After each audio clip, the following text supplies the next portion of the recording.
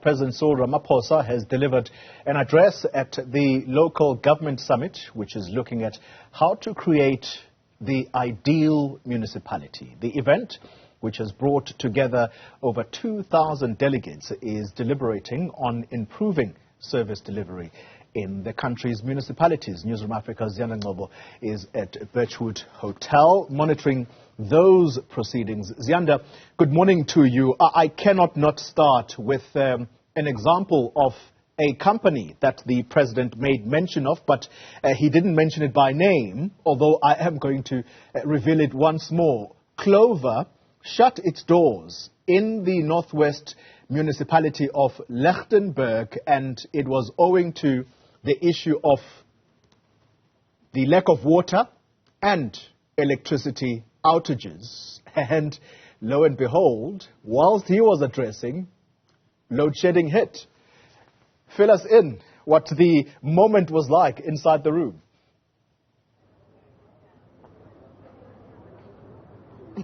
I can tell you, the delegates that are here, which includes, the chairpersons of MPAC, mayors, municipal managers, city managers, they chuckled because at the moment at which the electricity cut and the generator had to kick in, it's when the president was talking about service delivery and how the delegates here are at the coalface of service delivery, really, and that they need to be exemplary, and then the lights go out, Koli. And, the president, I think, he really took it on the chin and said, well, we're talking about all these issues and we're faced with the serious challenge of load shedding. I'm sorry.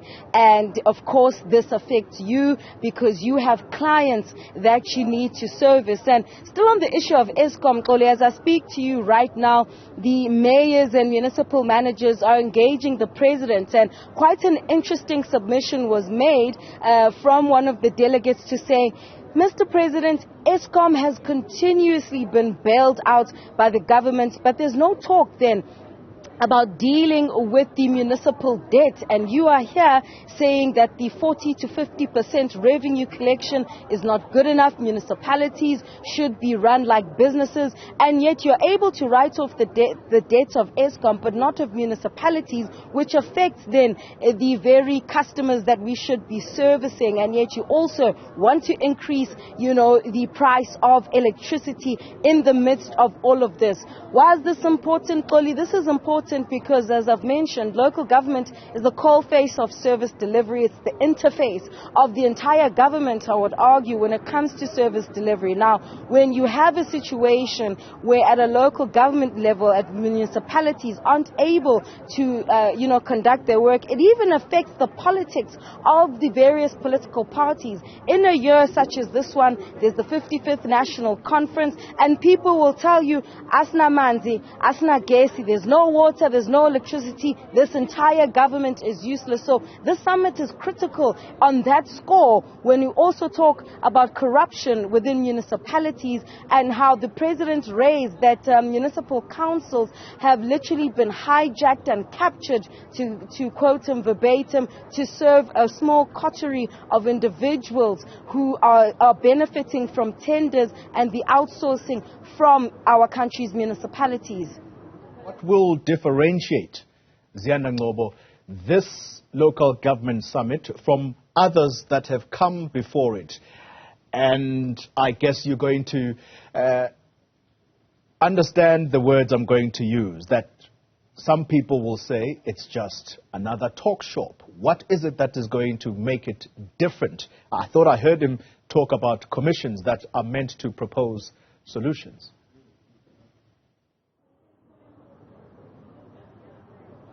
Well, Koli, it's not unreasonable for some people to describe this as another talk shop, and I think the president is aware of that because at the beginning of his speech, he himself said the time for talking is over. Now is the time to implement. Now is the time to actually put together practical, solutions towards dealing with our issues. I think one of the critical things he's mentioned here is that cooperative governance and traditional affairs minister, Dr. Zuma, will be taking the submissions from the summit and tabling them before cabinet, which should give an indication to us that at at least at the highest level, at the executive level, there will be discussions on how to deal with issues. For an example, one of the things that has been raised sharply is that of, the funding model at municipalities, that they're saying, how are we supposed to attract the best engineers, the best chartered accountants,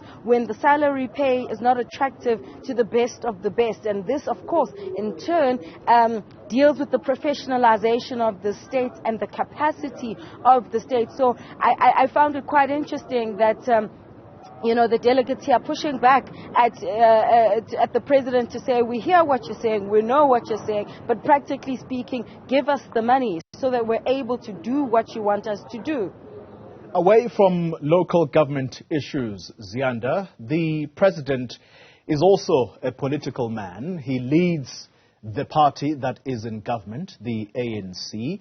I'm tempted to ask you the question about the body language between the two of them, him and his Minister of Cooperative Governance, but perhaps I won't take you there because she has raised her hand to say, once again, I am going to contest this man if indeed the branches of the ANC so pronounce. But the question that I suspect you, as journalists there, might want to ask of the president is, why has he avoided the COSATU Congress? His chairperson was there, and he spoke using words such as divorce in the same sentence as this alliance, ANC-led alliance.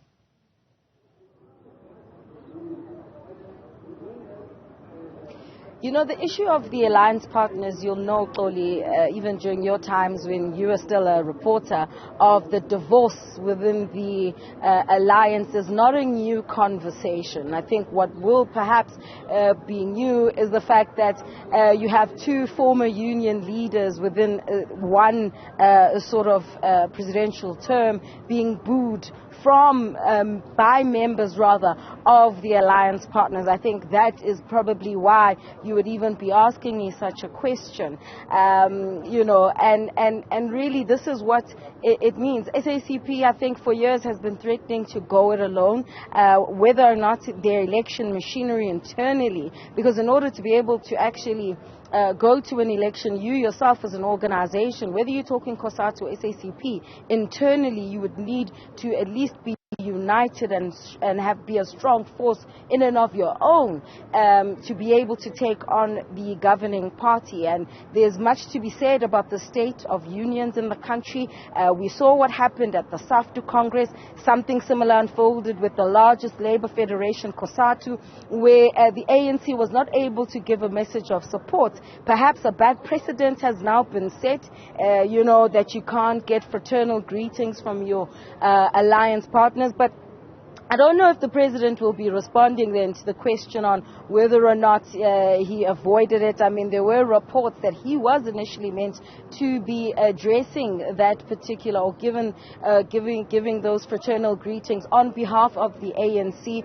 Perhaps he was told, unlike in May, on the May Day celebrations, what the workers were likely to say, given then, of course, the reneging of that public sector wage bill. And I think these issues tie in, whether you're at a local government summit, or the COSATU briefing, or COSATU Congress. It's very clear that those who used to give their unwavering support of the president are now seemingly turning their backs on him. I remember quite distinctly COSATU in KwaZulu-Natal being the only organization giving President Cyril Ramaphosa a platform to campaign when his own organization, the ANC, didn't do so. And now it's 2022, and it would seem that it's the opposite that is taking place, that COSATU is not seemingly interested in hearing from the president, or in fact they're demanding that he comes to account as to why then he seems to have turned his back on the workers of this country and reneging on agreements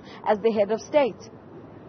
Ziyanda, I'm going to wrap it there with you, but perhaps one final one, and very briefly, if you can. Some people are going to say, you see, this president is not so different to the president that has just left before him. Former President Zuma was barred from addressing a May Day rally, This was, at least some people will say, a year before he was actually chucked out. He was barred from addressing COSATU gatherings. And President Ramaphosa was booed on May Day this year. And now a fellow leader in the ANC has also been prevented from speaking at a COSATU conference. I think there's a major difference here because former President Zuma, I think an assumption could be made that he was banned as a person because of the allegations of corruption around him.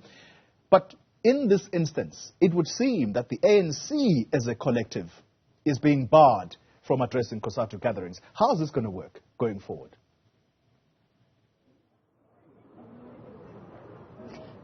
You literally took the words out of my mouth, Xoli, because I think, I know we've been criticized even as the media that we always, base things on individuals and not look at the culture and that has been entrenched within the ANC and how, criminal elements have actually hijacked the ANC so much so that it's tarnished the reputation, the image, and also the fraternal relations that the ANC enjoys with its alliance partners. So I think going forward, Xoli, it will be interesting to see as well how COSATU is also going to explain how they weren't able to get then those, responses from or messages of support from the ANC, and whether or not the president himself will be addressing this as the head of the governing party. Ziyanda Ngcobo, that's our senior politics reporter, live for us in Boksburg. Thank you very much for that wrap. Well.